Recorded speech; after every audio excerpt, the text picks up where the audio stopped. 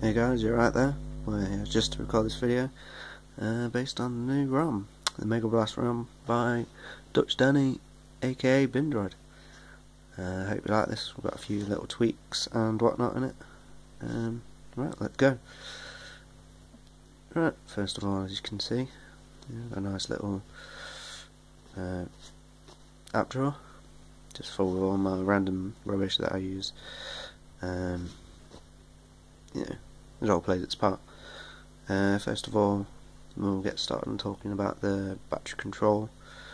It's a pretty nice app right here. You obviously got your options inside here, like whether to turn the Wi-Fi off automatically when the screen goes off. Mobile data don't really count for us. Bluetooth turns off after 90 seconds. That's pretty handy. When you're not using it, it's pretty cool.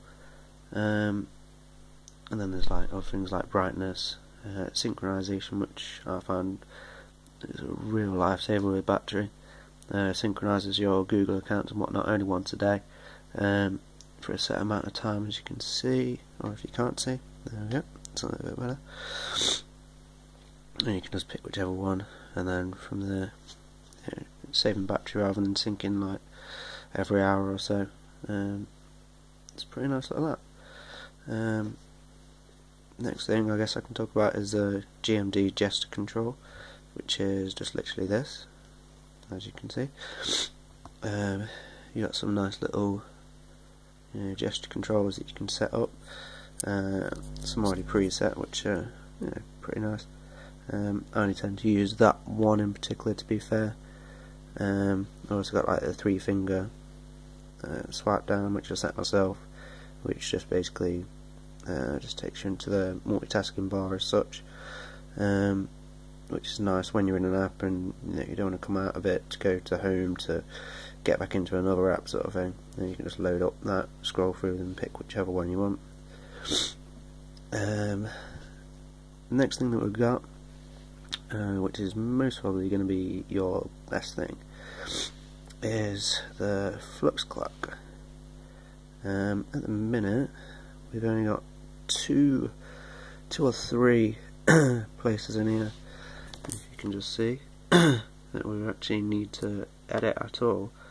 Which first one is the CPU voltage, which I don't know if you can see, I've got set to -48. This camera's really rubbish, I apologise about that. But yeah, you just set that to 48, set on boot. You're undervolting straight off, it's really stable. At 48, I haven't really pushed to go any lower, but yeah, it's possible. I've been lower on other kernels by Bindroid before, so I don't see why that would be a problem. The next options are the ones that we need to change, or best to change, are under the scheduler. You've got two options here which are normally ticked both on. For the entropy contribution, basically you want to check them both off. That will be really beneficial, because it's just for like random writes and stuff like that, which we don't need because we're on SD cards. No use playing around with anything else in there, just leave those as default because they're pretty nicely set up already as it is. One of the biggest and fastest tweaks that you're going to get is underneath the memory management underneath here. I can tell you what the settings want to be. You want your clear VFS cache after boot, you want that turned on. You want the auto FS write back delay turned on as well. I believe they're both turned off by default.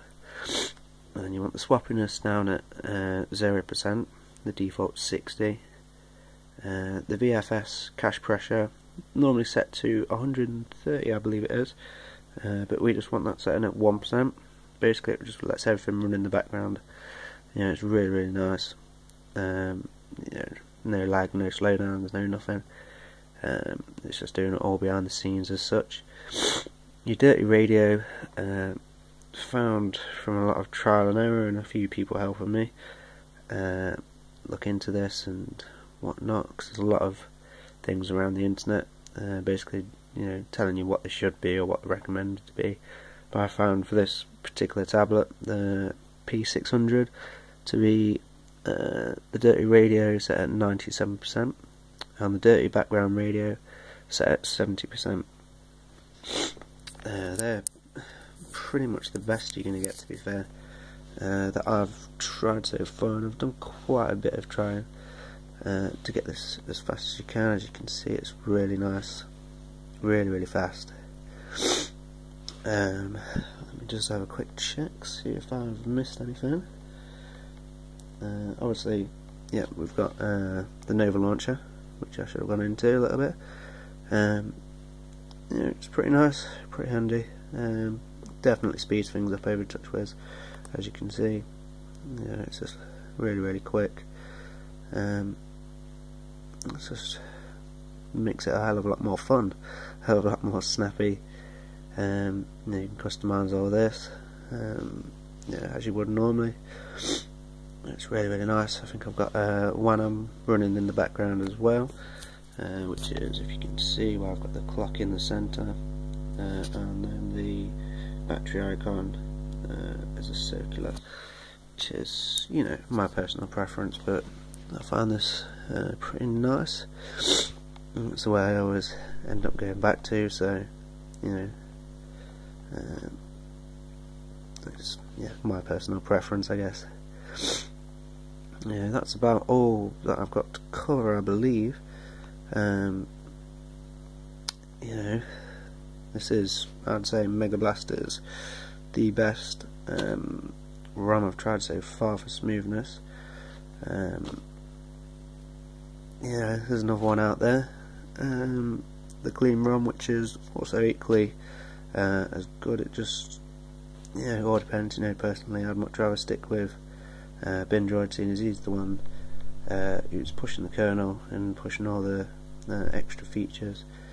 You know, like in the kernel, in the ROM, when you're initially setting it up, you know, you've got all the aroma to basically be able to pull all the Samsung apps individually. You know, you can select them all individually or unselect them, and the Google ones. And there's also got things like Viper for Android and what else? A couple of other things, which, to be fair, I don't really use. You know, there's like ad-free. Personally, using Google Chrome, I don't really find a need for it, especially on a tablet. But you know, it's there in case you want it. Another brilliant app, which, you know, not many people, I don't think, really use that much, is Explore. Basically, you've got two window panes like this. Either side you can select, like, yeah, basically whatever you want to in that. So you can have one set as one open as your external SD card, and one as your internal SD cards. Basically, you can just copy stuff over between the two panes. You know, it's pretty nice, pretty handy. It's easy to just keep track of things. It's also got root access in here, which you might well be able to see. At the minute, it's not focusing, which is brilliant. As I said before, you know, sorry about this, but you know, it's just a quick overview, really, and review of, you know, things that I found. But yeah, you can select your super user underneath there, so you can, you know, change things. You know, it's pretty handy, pretty nice. I think that's pretty much all I've got, other than to say thank you to Dutch Danny, aka Bindroid, for getting involved.